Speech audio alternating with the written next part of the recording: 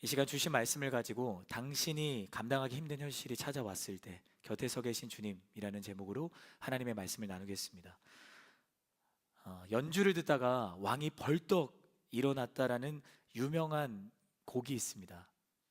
여러분 혹시 아시나요? 그게 바로 할렐루야인데요. 할렐루야가 아시죠? 이 할렐루야를 작곡한 사람이 핸델이잖아요. 이 핸델은 건강이 매우 나빴다고 합니다. 그는 병을 고치기 위해서 자신이 가진 전 재산을 모두 탕진하였습니다. 그러고는 모자라서 이제 남의 돈을 빌려 썼던 거죠. 그러나 그는 건강도 찾지 못했고 돈도 갚지 못했다고 해요. 결국에는 이 반신불수의 비참한 상태로 감옥에 갇혔다고 합니다. 그때 핸델은 불행했고 고통스러웠답니다. 그러나 이 핸델이 남긴 불후의 명곡인 할렐루야가 작곡된 자리가 바로 감옥이었다라는 사실이죠. 소설가 오헬리라는 사람도 있는데요. 오헬리 여러분 아세요? 네, 쉽지 않네요. 네, 그는 은행원으로 근무할 때 이 부정대출에 연루되어 감옥에 들어가기까지 한 사람이었다고 해요. 거기에서 이 핸델처럼 외로움과 고독을 견디면서 글을 쓰는 것으로 그것을 달랬다고 합니다. 그때 쓴 글이 그 유명한 마지막 잎새입니다. 한 사람만 더 소개해 볼게요. 떠돌이 그 땜장이의 아들로 태어나서 빈민 농촌에서 살았던 한 아이가 있었습니다. 그 아이는 열심히 책을 읽으며 꿈을 키워서 영국에서 가장 위대한 작가라는 칭송을 받게 되었습니다. 그가 바로 철로 역정의 작가 존 버년입니다. 이 세 사람의 인생 스토리를 아주 짤막하게 여러분에게 나누었지만 너무나도 스펙타클한 삶을 살았는데 이들 가운데 위대한 곡과 위대한 작품이 쓰여졌던 거죠. 그 존 버년이 이 철로 역정을 쓰면서 다음과 같이 이야기를 해요. 그렇게 찾아다녔던 보물을 고통의 감옥 안에서 찾을 수 있었다. 핸델과 헨리와 존 버년, 이들의 삶에 한 가지 공통점이 있습니다. 그것은 그들이 감당하기 힘든 시련과 고난 속에서 하나님의 사랑을 또 하나님의 은혜를 느끼고 고백하며 그것에 감사하는 사람들이었다라는 거예요. 그들이 위대한 음악을 만들고 위대한 글을 쓸 수 있었던 것이 지금 여러분과 제가 나누고 싶었던 것이 아니라 고통의 한가운데서도 하나님을 향한 신뢰를 놓치지 않았기 때문에 그들이 위대한 글을 쓰고 위대한 음악을 만들었다는 거죠. 자, 그들이 신뢰했던 내용은 이것이었습니다. 주님이 내 곁에 서 계신다. 따라해 주시겠어요? 주님이 내 곁에 서 계신다. 네. 우리의 인생 역시 그렇습니다. 우리는 오늘도 거친 세상과 씨름하며 살아갑니다. 흔들리는 세상 속에 살아갑니다. 절망과 염려가 마치 전염병처럼 만연한 이 세상 한복판 위에서 나의 믿음과 나의 미래와 나의 가정, 일터와 관계와 재정, 정말 삶의 모든 것이 언제 어떻게 흔들릴지 모르는 인생을 살아가는 것처럼 보이시죠? 여러분 어떠하세요? 특별히 내가 감당하기 힘든 현실이 찾아왔을 때 나는 어떻게 해야 되는가? 무엇을 지켜내야 되는가? 무엇을 붙들어야 되는가? 저는 오늘 말씀을 통해 여러분이 하나님의 사랑을 느끼고 고백하기를 바랍니다. 그분의 사랑에 감사하게 되기를 바랍니다. 고난의 소용돌이 속에서 위대한 음악을 만들었던 핸델, 시련의 터널을 겪어내고 결국 통과해서 위대한 글을 썼던 헨리와 존 보냐, 그들이 위대했던 것이 아니죠. 그들이 신뢰하였던 하나님이 위대하셨던 것입니다. 저는 오늘 말씀이 여러분의 믿음의 성벽을 더욱 단단하게 만드는 생명의 말씀으로 들리기를 주님의 이름으로 축복합니다. 또한 내가 감사할 것이 있어서 감사하는 것이 아니라 나를 사랑하시는 하나님으로 인해 감사의 찬송이 저절로 터져나오는 역사를 경험하게 되기를 예수님의 이름으로 축복합니다. 감당하기 힘든 현실 앞에 혼자라는 생각이 들고요, 두려움이 찾아올 때 그럼에도 불구하고 주님이 나를 위해 기도하십니다. 주님이 내 곁에 서 계십니다 라는 그 믿음의 고백이 오늘 말씀을 듣는 이 예배의 자리에서 시작되기를 바랍니다. 자신이 감당하기 힘든 현실 앞에 서 있던 한 사람을 우리는 오늘 보게 됩니다. 그 사람이 바로 바울입니다. 이방 사람들에게 복음을 전하는 사명, 그 사명을 위해 자기 생명을 조금도 귀한 것으로 여기지 않았던 한 사람, 그는 성령의 사람이었습니다. 예수님께 미쳐 있던 사람이었습니다. 오늘도 이 바울은 여전히 사람의 생각으로는 말도 안 되는 고난의 한복판 위에 서 있었습니다. 의지할 수 있는 것 아무것도 없었습니다. 구원의 소망이 전혀 없어 보이는 절망적인 상황 속에 그가 처해 있었습니다. 누가 봐도 최악의 상황이었습니다. 그런데 그럼에도 불구하고 바울은 믿음을 포기하지 않았다는 거죠. 사명을 포기하지 않았다는 거죠. 도대체 그가 무엇을 신뢰하고 무엇을 붙들고 무엇을 바라보고 있었기 때문에 포기하지 않았던 것인가? 이 시간 저는 바울의 삶과 신앙을 여러분과 제가 함께 살펴보며 나의 신앙과 나의 삶이 흔들리지 않기 위해 내가 붙들어야 될 영적인 메시지가 무엇인지를 함께 발견하기를 원합니다.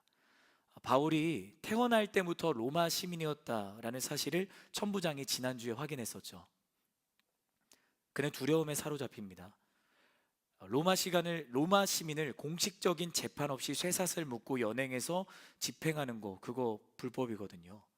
그러면 오히려 그렇게 명령하고 그를 연행하였던 천부장이 처벌을 받게 되는 거죠. 자, 그렇다고 바울을 그냥 풀어줄 수는 없는 노릇이잖아요. 바울로 인해 유대 사람들이 소리를 지르며 큰 소동을 벌이고 온 예루살렘이 혼돈의 상태가 되었기 때문에 예루살렘의 치안을 담당하는 책임지는 천부장은 반드시 이 진상을 규명해야 될 그런 사명이 있는 거죠. 그러나 무턱대고 바울을 신문할 수는 없었습니다. 로마 시민이니까 공식으로 그가 고소가 되었을 때 신문할 수 있는 거잖아요. 자, 그러자 천부장은 어떻게 하는가? 우리 오늘 본문 바로 전에 있는 사도행전 22장 30절 말씀을 함께 읽도록 하겠습니다. 시작. 이튿날 천부장은 바울이 왜 유대 사람들에게 고통을 당했는지 정확히 알아보려고 대제사장들과 온 공회를 소집하고 바울을 풀어 그들 앞에 데려오게 했습니다. 날이 밝자 천부장은 무엇을 하는가? 예루살렘의 유대인들이 왜 그토록 소동을 벌이고 바울을 죽이려고 했는지 그 진상을 밝히기 위해서 회의를 소집을 한 거예요. 여기서는 공회라고 하죠. 그 공회가 바로 산헤드린 공회였어요. 71명의 엘리트 유대 사람들로 구성된 이 산헤드린 공회는 유대인 최고의 의결 기구였어요. 재판이 있을 때 이 산헤드린 공회에 내가 서게 된다. 그러면 정말 엄청난 일인 거예요. 그리고 거기에서 결정되는 무언가는 그 누구도 막을 수가 없었습니다. 그리고요, 그 산헤드린 공회에서 결정권을 가진 의장이 있었을 거 아니에요. 그 의장이 바로 대제사장이었어요. 우리 오늘 본문 1절의 말씀을 함께 다시 읽어볼까요? 읽겠습니다. 시작. 바울은 공회를 똑바로 쳐다보며 말했습니다. 내 형제들이여, 나는 오늘까지 모든 선한 양심으로 하나님을 위해 살아왔습니다. 천부장으로 인해 산헤드린 공회 앞에 서게 된 바울, 그는 자신을 둘러싼 71명의 이 의원 한 사람 한 사람을 똑바로 보고 있습니다. 자, 여러분, 그들은 누구였는가? 당시 유대사에서 가장 성공한 사람들이었어요. 남부럽지 않은 소위 잘 나가는 인생을 살았던 사람들이었습니다. 그러나 바울의 눈에는요, 하나님 앞에서 가장 어리석고 미련한 사람들이었던 거죠. 스스로 하나님을 가장 잘 알고 있다고 생각했지만 실상은 하나님을 전혀 모르는, 아니 하나님이 그들을 전혀 모르시는 비참한 인생을 살고 있었던 겁니다. 스스로 하나님을 섬기고 예배한다고 그들은 믿었지만 실상은 자신들이 원하는 하나님이라는 우상을 만들어 숭배하는 깊은 죄 속에 갇혀 방황하고 있었던 인생들이 바로 그들이었다는 거예요. 그래서 바울은 그들을 하나님의 시선으로 한 사람 한 사람 똑바로 쳐다보고 있는 거예요. 저는 하나님이 여러분을 보셨을 때 여러분 한 사람 한 사람이 하나님을 진정 아는 축복된 삶이기를 바랍니다. 여러분, 하나님을 아는 것이 지혜입니다. 하나님을 모르며 스스로 지혜 있다고 여긴들 무지한 것임을 기억하기를 바랍니다. 또한 저는 여러분이 하나님께서 여러분을 보셨을 때 여러분이 원하는 하나님을 만들어 놓고 예배한다고 하는 것이 아니라 하나님이 여러분을 깎으시고 다듬으시고 이끄시는 손길을 경험하는 그분의 자녀로 살아가기를 바랍니다. 내가 원하는 예배 드리는 거 아닙니다.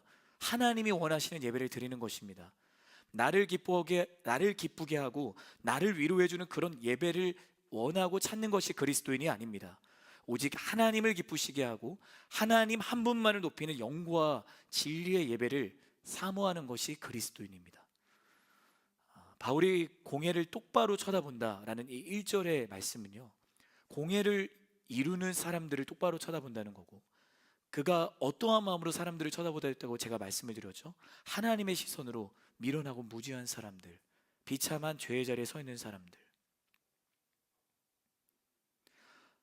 나는 아무런 죄가 없는데, 나는 복음을 전한 것밖에 없는데 라는 그런 억울한 마음으로 공회의 사람들을 쳐다보지 않았다라는 거예요. 그들을 미워하고 정죄하는 마음으로 쳐다보지 않았다라는 거예요. 두려운 마음도 아니었습니다. 바울은 그들을 불쌍히 여기고 있습니다.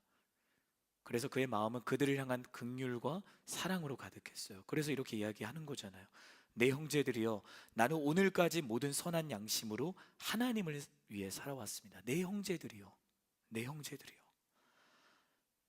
바울이 그들의 비위를 맞추기 위해서 사탕 발린 말을 한 걸까요? 조금이라도 빨리 공회를 벗어나고 싶어서 한 말일까요? 그렇지 않습니다. 그가 고백합니다. 나는 오늘까지 선한 양심으로 하나님을 위해 살아왔습니다. 이 바울이 고백하는 선한 양심은 무엇인가? 하나님을 믿는다라는 거예요. 자신의 인생에 찾아오신 그 하나님을 오늘까지 내가 믿습니다라는 고백인 것입니다. 사랑하는 여러분, 바울의 인생이 어떠했나요? 그는요, 하나님으로부터 정반대로 도망가는 인생이었어요. 하나님과 멀어지고 오히려 죄와 가까워지는 비참한 인생을 살고 있었습니다. 그러나 하나님은 그런 죄인인 바울의 삶에 찾아오셨고요, 그를 죄로부터 구원하셨습니다. 자신을 그토록 핍박하고 거절했던 바울이었지만 하나님은 그를 거절하지 않고 사랑으로 품으시고 자녀 삼아 주셨던 거죠. 자신에게 셀 수 없는 거절을 당하셨지만 전혀 상관하지 않고 자신을 용서하셨던 분, 그분이 바로 하나님이셨던 거예요. 바울은 그 하나님을 믿는 선한 양심으로 살아왔다고 지금 공회 의원들에게 이야기를 하고 있는 겁니다. 내 형제들이여, 여러분은 여전히 바울의 그 마음에 사탕 발린 말을 했다고 생각을 하세요? 여전히 아닙니다. 바울은 그들을 정말 사랑하는 형제 자매라고 여기고 있습니다. 세상의 시선으로는 말도 안 되는 이야기를 바울이 하고 있는 거예요. 그가 정신이 나갔으면 모를까.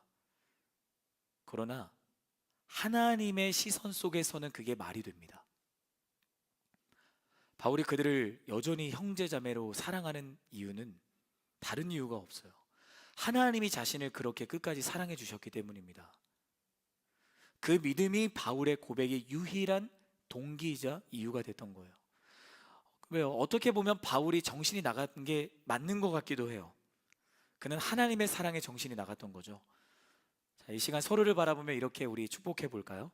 하나님의 사랑에 정신이 나갈지어다. 이렇게 축복합시다. 다를 때는 이런 표현을 쓰면 안 되거든요. 하지만 하나님의 사랑에 정신이 나갈지어다. 감당하기 힘든 현실이 찾아왔을 때 어떻게 해야 되는가? 첫 번째 메시지, 하나님의 시선으로 보는 것입니다. 따라해 주시겠어요? 하나님의 시선으로 보는 것입니다. 세상을 어떻게 보는가에 따라 내 삶이 달라지는 거예요. 그리스도인은 하나님의 시선으로 세상을 바라보는 사람들입니다.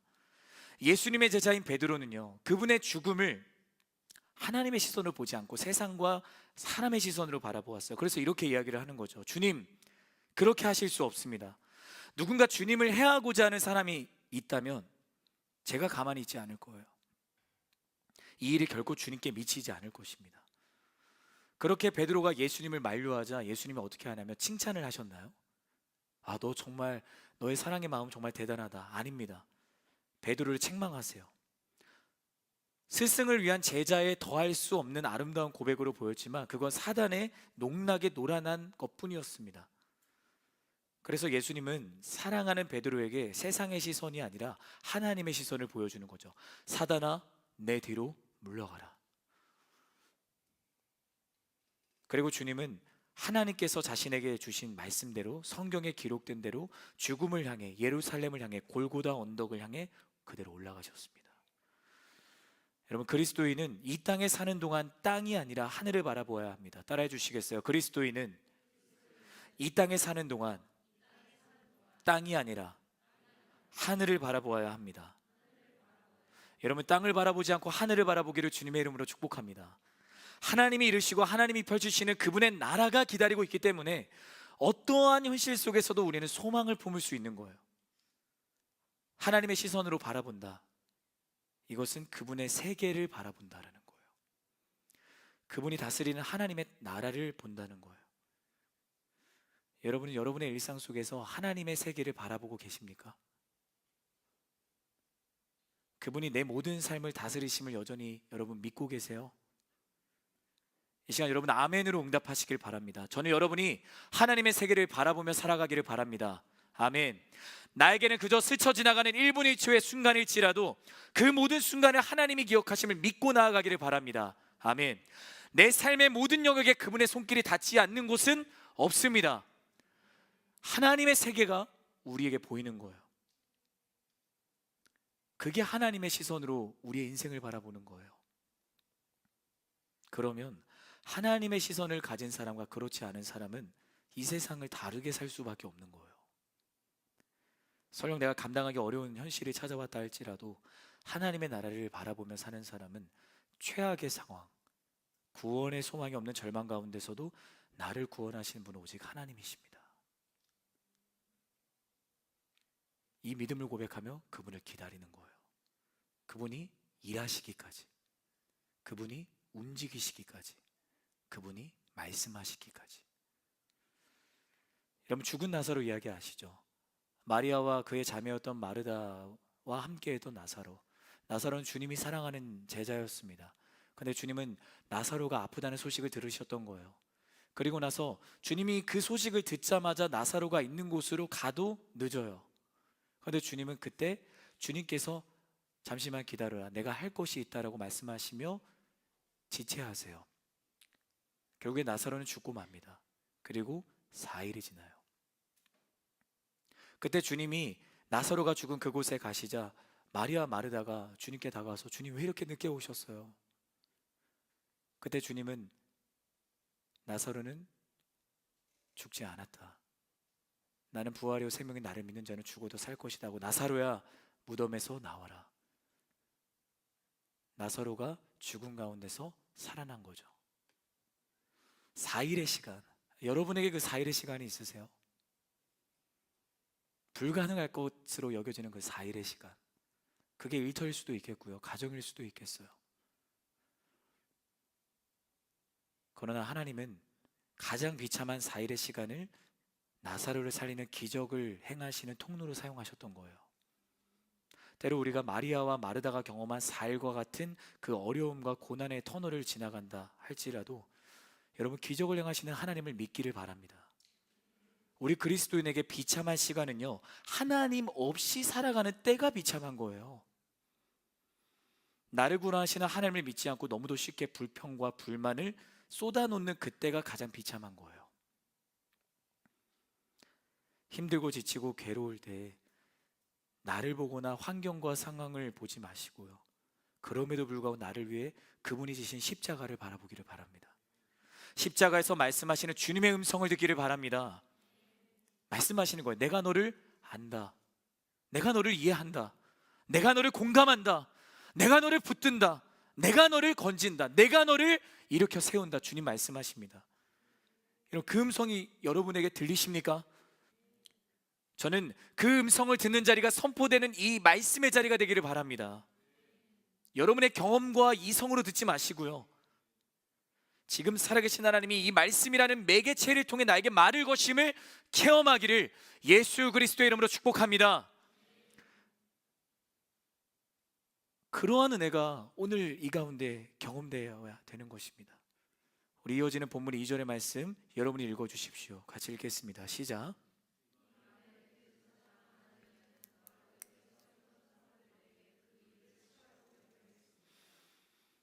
그러나 사내들인 공의 의장이었던 대제사장 아나니아, 이 아나니아라는 이름 여러분 들어보셨죠? 바울의 눈에 안수하여서 그의 눈을 뜨게 했던 안디옥의 제자 아나니아. 똑같은 이름이지만 전혀 다른 인생을 살아가는 사람.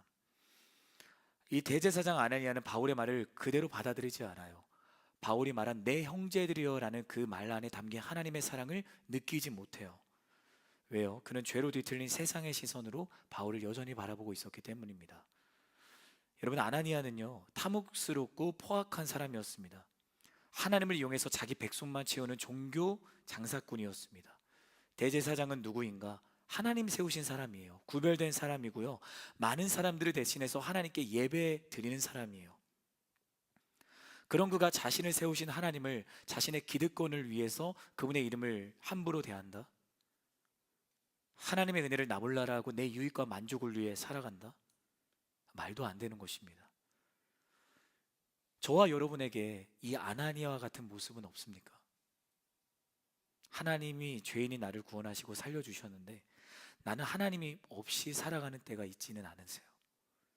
이미 내게 주신 은혜가 말로는 감히 형용할 수 없는 정도로 큰데 정작 내 삶을 감사를 잊은 채 불평을 노래하고 있지는 않는가? 여러분, 유대인에게 입을 친다. 지금 대제사장 아나니아가 저 바울의 입을 쳐라라고 이야기를 해요. 유대인에게 입을 친다는 것은 그 사람의 인격에 대한 최악의 모독이에요.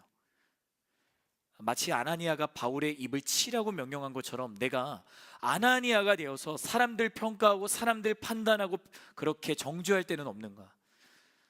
그리스도인에게 사랑을 포기하는 것이 가장 어렵고 미움을 포기하는 것이 가장 쉽다는 말씀을 내가 들었는데, 그것이 그리스도인의 삶의 모습임을 내가 알고 있는데 그럼에도 불구하고 미움을 포기하는 것이 가장 어렵고 사랑을 너무도 쉽게 포기하는 순간은 나에게는 없는가? 우리 이어지는 3절부터 5절까지의 말씀도 여러분이 읽어주십시오. 읽겠습니다. 시작. 그러자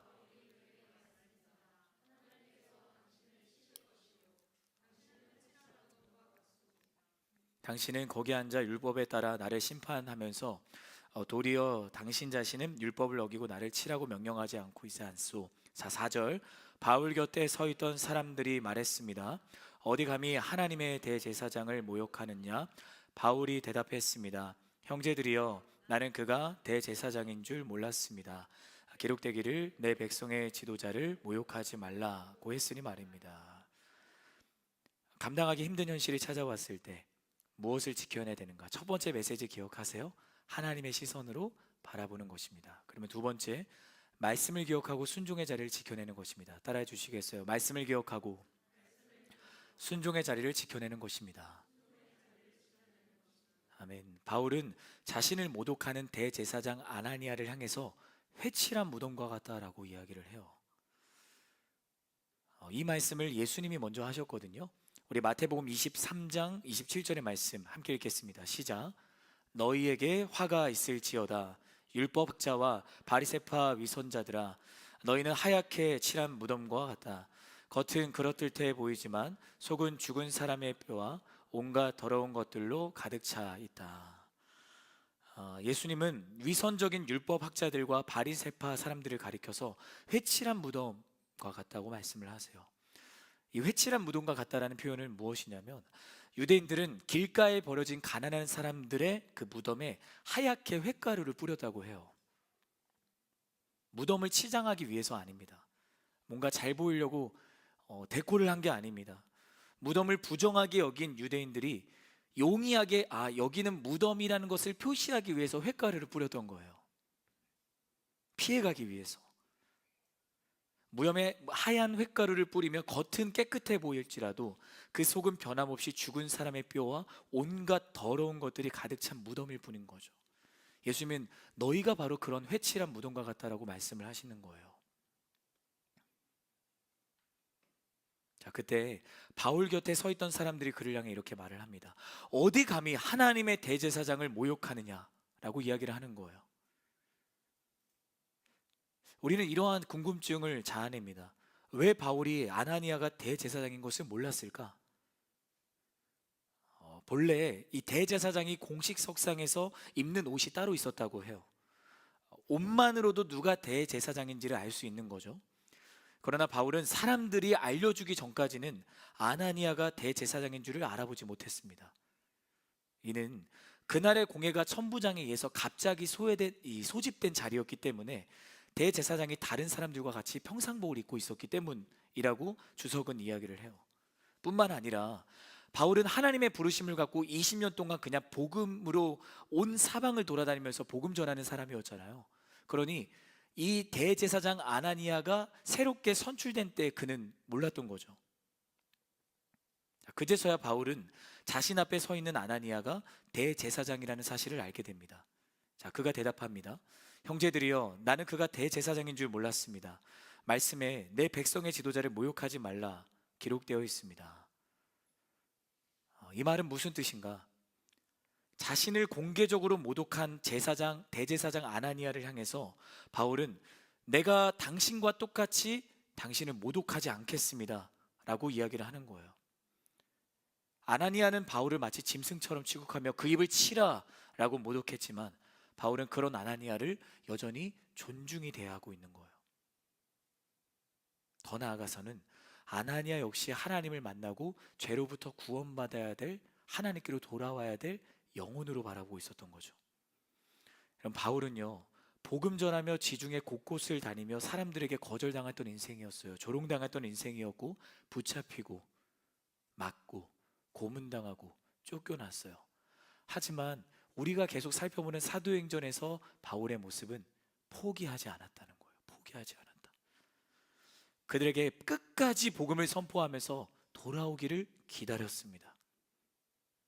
여러분, 복음은 하나님이 모든 사람을 차별하지 않고 구원하신다는 그분의 사랑의 메시지입니다. 바울은 이것을 기억하고 있었던 거고, 복음을 전하는 그 자리에서 내가 설령 거절당하고 모독당하고 붙잡히고 매질을 당하고 생사의 갈 길에 서 있다 할지라도 하나님이 이 사람을 포기하지 않으시니 나도 이 사람을 포기하지 않는다 라고 그렇게 사랑으로 다가갔던 거죠.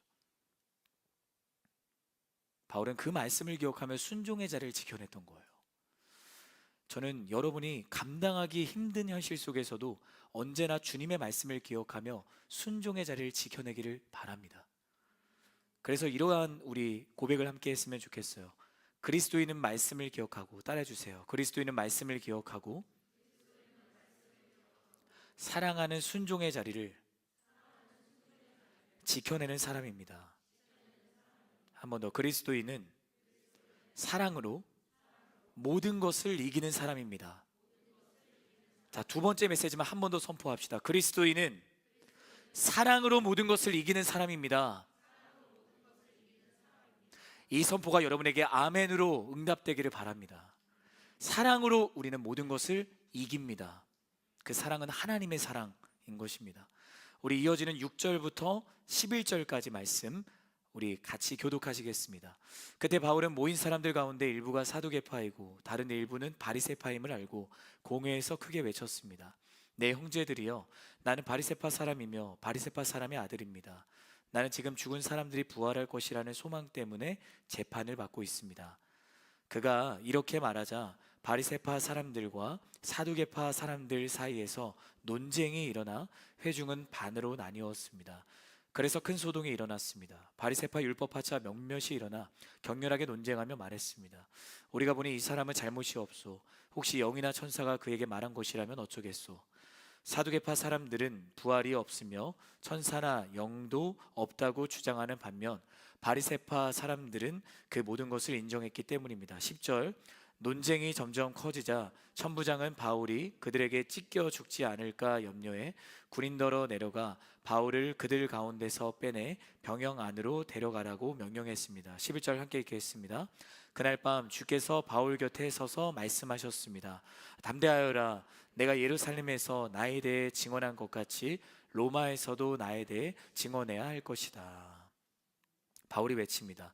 나는 지금 죽은 사람들의 부활 이 소망 때문에 재판을 받습니다. 자, 그러자 공회에 있던 사두개파와 바리새파 사람들이 서로 충돌하면서 논쟁을 벌이는 거예요. 바울이 외친 부활을 두고 자기 진영의 논리를 내세우며 격렬한 논쟁을 벌이는 거죠. 8절은 큰 소동이 일어났다라고 표현을 해요. 그리고 몇몇이 일어나서 격렬하게 논쟁하면서 막 완력을 동원하면서 그들이 부딪혀 있는 거죠. 이럴 때인 거예요. 제가 바울이라고 생각하면 여기에 사두개파 사람들이 있고 바리새파 사람들이 있는데 바울이 말한 이 부활, 나는 바울이 말한 부활을 믿지 않아. 그게 바로 사두개파였거든요. 그럼 바울을 거기로 끌어당기는 거예요. 그러다 바리새파 사람들은 아니야, 그럼에도 부활은 믿어 하면서 바울을 거기로 막 끌어당기면서 서로 막 바울을 막 당기는 거예요. 이 둘 사이의 충돌이 얼마나 격렬했던지 천부장은 바울이 이들에게 찢겨 죽지 않을까라고 염려를 하면서 자신의 부하들에게 명령해서 그를 공회에서 빼내요. 그리고 자신들의 요새 안으로 들어가게 하는 겁니다. 서로 어리석은 자기 논리와 자기 우상에 갇혀 있었던 사두개파와 바리새파 사람들은 그렇게 천부장에게 바울을 빼앗기고 말아요. 근데 바울을 빼앗긴 것이 중요한 것이 아니라 그들이 바울로부터 선포될 복음을 들을 기회를 스스로 차버린 거예요. 사랑하는 여러분, 하나님의 말씀, 복음이 선포될 때 그 기회를 붙잡는 여러분이 되기를 바랍니다. 여러분의 주장과 여러분의 경험으로 그것을 받아들이지 마시고요. 때로 그것이 나에게 부담이 되고 불편함이 되고 나를 찔리게 한다면 오히려 그렇게 감사하세요. 아, 내 안에 성령이 계시는구나. 성령님이 나를 사용하시기에 불편하구나. 그럼 내가 말씀을 들어야겠다. 저는 그러한 은혜가 여러분에게 있기를 주님의 이름으로 축복합니다. 지난주에 우리는 바울이 귀하게 여기지 않았던 이 로마 시민권을 사용하셔서 하나님이 그를 지키셨잖아요. 자, 오늘도 동일해요. 하나님은 천부장을 도구 삼아 바울을 구하셨던 거예요. 어마어마한 돈을 들여 로마 시민권을 샀던 부정한 천부장, 하나님은 그 천부장을 사용하셔서 바울을 사내들인 공회로부터 지켜주신 것입니다. 유대 사회에서 절대 권력을 자랑하던 사내들인 공회도 하나님의 손에서 바울을 빼앗을 수는 없었던 것입니다. 기억해 주시기 바랍니다. 하나님의 손에서 누구도 여러분을 빼앗을 수 있는 것은 아무것도 없습니다. 하나님 앞에서 세상은 아무런 힘을 쓰지 못합니다. 내 힘으로는 감당하기 힘든 현실이지만 나의 연약함을 인정하고 하나님을 바라보는 사람에게는 구원의 손길이 있는 거고, 그 구원의 손길을 경험하는 은혜가 감당하기 힘든 현실을 은혜의 현실로 바꾸시는 거예요. 천부장이 바울을 빼낸 후 밤이 찾아왔어요. 자, 그날 밤 바울은 어디 있었다고 오늘 성경이 기록을 하나요? 감옥. 하나님이 그를 지키셨지만 여전히 그는 어둡고 차디찬 감옥 안에 있습니다. 그는 하나님의 부르심을 받았고 자신의 삶을 드렸습니다. 그의 젊음도 드렸고요, 열정도 드렸고요, 그의 생명조차 아끼지 않았습니다. 자신이 성공할 모든 가능성조차 다 배설물로 여겼습니다. 아낌없이 드렸습니다. 그러나 바울은 지금 여전히 감옥에 있습니다. 말씀을 따라 순종했는데, 자신을 부르신 하나님의 뜻과 계획을 믿고 달려왔는데 자신이 서 있는 곳은 차디찬 감옥입니다. 제가 말씀을 준비하며 바울의 심경을 한번 좀 대보자, 정말 좌절되고 절망스럽더라고요. 얼마나 하나님이 원망스럽겠어요. 그러나 11절 말씀은 그날 밤 바울이 갇힌 감옥에서 펼쳐지는 놀라운 역사를 기록합니다. 주께서 바울 곁에 서서 말씀하셨습니다. 감당하기 힘든 현실이 찾아왔을 때 무엇을 붙들어야 되는가? 그 마지막 세 번째, 내 곁에 서 계시는 주님을 붙드는 것입니다. 따라해 주시겠어요? 내 곁에 서 계시는 주님을 붙드는 것입니다. 자, 결론입니다. 복음을 전하다가 감옥에 갇혔던 바울, 물론 하나님이 일하시는 게 없었던 것이 아닙니다. 묶인 채로 예루살렘 성전에서 쫓겨나서 유대 사람들에게 둘러싸여 사정없이 맞았어요. 그렇게 피투성이가 되어 생사의 갈림길을 오고 갈 때 하나님은 천부장 사용하셔서 자신을 지키셨어요. 그리스도를 사용하라는 지혜를 주셨고요, 로마 시민권을 통해 고통스러운 채찍질 당하는 신분으로부터 다시 한번 자신을 건지신 일을 경험했습니다. 또요, 사두개파와 바리새파 사이의 격렬한 논쟁과 다툼으로 자기 몸이 찢겨서 생명의 위협을 당하는 상황 속에서 다시 한번 천부장을 통해 자신을 구원받은 그 일들을 경험해요. 그러나 여전히 바울은 감옥에 있는 거예요. 어쩌면 지금 바울이 갇혀있는 그 감옥은요, 과연 하나님이 나와 함께하는 것이 맞는가? 끝이 보이지 않는 고난과 핍박 속에서 과연 내가 계속 담대하게 복음을 전할 수 있는가? 라고 생각되는 절망의 자리가 아니었을까? 붙들고 있었던 믿음이 산산조각 부서지는 좌절의 자리가 아니었을까? 그에게는 감옥이 감당하기 힘든 현실이 아니었을까? 그런데 그때 주님이 자기 곁에 서서 말씀을 하시는 거예요. 담대하여라. 내가 예루살렘에서 나에 대해 증언한 것처럼 로마로 가게 될 것이고 거기서 나에 대해 증언해야 할 것이다. 여러분, 이 말씀을 들으시면 어떤 생각이 드세요? 증언해야 할 것이다. 하나님은 바울을 사랑하시고 지금 구원하셔야 되는데 증언해야 한다 하면서 더 무거운 짐을 주시네. 아닙니다. 아니에요. 바울이 로마로 가서 복음 전하기까지, 예수님 증언하기까지 내가 너와 함께 하겠다라고 말씀을 하시는 겁니다. 그가 담대할 수 있도록 내가 너의 곁에 서 있겠다라는 동행을 선포하신 거예요. 그렇기 때문에 바울이 감옥에 갇혀있던 그날 밤은 절망의 밤이 아니었습니다. 좌절의 밤이 아니었습니다. 주님이 바울 곁에 서 있으셨기 때문에, 그와 함께하고 계셨기 때문에 여전히 담대할 수 있는 소망의 밤이었던 거예요. 그러니 바울이 서 있는 자리는 더 이상 감옥이 아닌 거죠. 권력을 갖고 있는 천부장과 로마 황제가 머무는 궁궐보다 하나님께서 주신 그 평온한 쉼을 누리는 자리가 된 것입니다. 자신을 부르신 주님이 곁에 계시기 때문입니다. 여러분 감당하기 힘든 현실이 찾아올 때가 있으세요? 그 현실 속에 살아가시나요? 바울이 갇혀 있었던 그 어둡고 차디찬 감옥 같은 삶이 나에게 있을 때가 있으십니까? 그때 내 곁에 서 계신 주님이 말씀하십니다. 담대하여라. 담대하여라. 내가 감당하기 힘든 현실을 만날 때 어떻게 해야 되는가? 우리 세 가지의 영적인 메시지를 나눴습니다. 첫 번째, 하나님의 시선으로 보는 것입니다. 두 번째, 말씀 기억하고 순종의 자리를 지켜내는 것입니다. 마지막 세 번째, 내 곁에 서 계시는 주님을 붙드는 것입니다. 이 고백이 여러분의 고백이 되기를 바랍니다. 감당하기 힘든 현실 속에서도 그 현실이 하나님의 나라를 보고 그분이 나와 함께 하시는 그 은혜의 현실로 고백되기를 주님의 이름으로 축복합니다.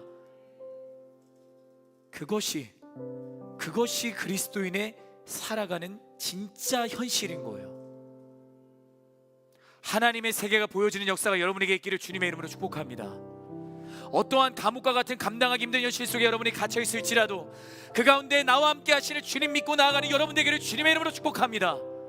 그 생명의 은혜가 여러분을 감싸기를 예수 그리스도의 이름으로 간절히 축원합니다. 혹시 그렇게 소망하는 자들마다 다 같이 자리에서 일어나셔서 함께 찬양하며 나아가겠습니다.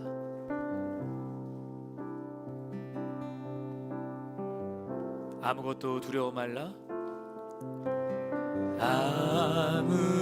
아무것도 두려워 말라. 주 나의 하나님이 지켜주시네. 놀라지 마라. 놀라지 마라. 겁내지 마라. 주님 나를 지켜주시네. 한 번 더 고백합니다. 아무것도 두려워 말라. 아무것도 두려워 말라. 주 나의 하나님이 지켜주시네. 놀라지 마라. 놀라지 마라. 겁내지 마라. 주님 나를 지켜주시네. 내 맘이 힘에 겨워, 내 맘이 힘에 겨워 지칠지라도 주님 나를 지켜주시네. 세상에 험한 풍파 몰아칠 때도 주님 나를 지켜주시네.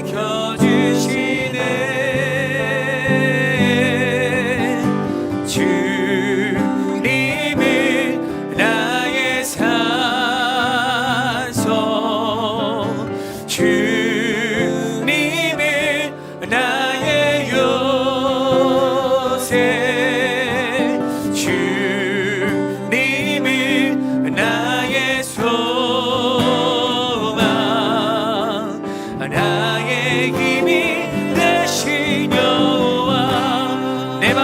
힘에 겨워 내 맘이 힘에 겨워 지칠지라도 주님이 나를 지키십니다. 주님 나를 지켜주시네. 아멘. 세상의 험한 풍파 몰아칠 때도 주님 나를 지켜주시네.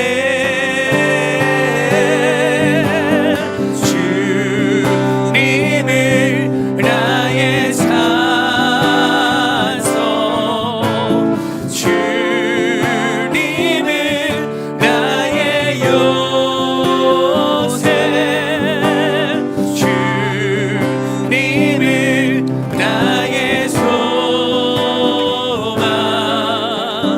나의 힘이 되신 영원. 우리 한번 더 선포합니다. 주님은 나의 산성, 주님을 나의 산성.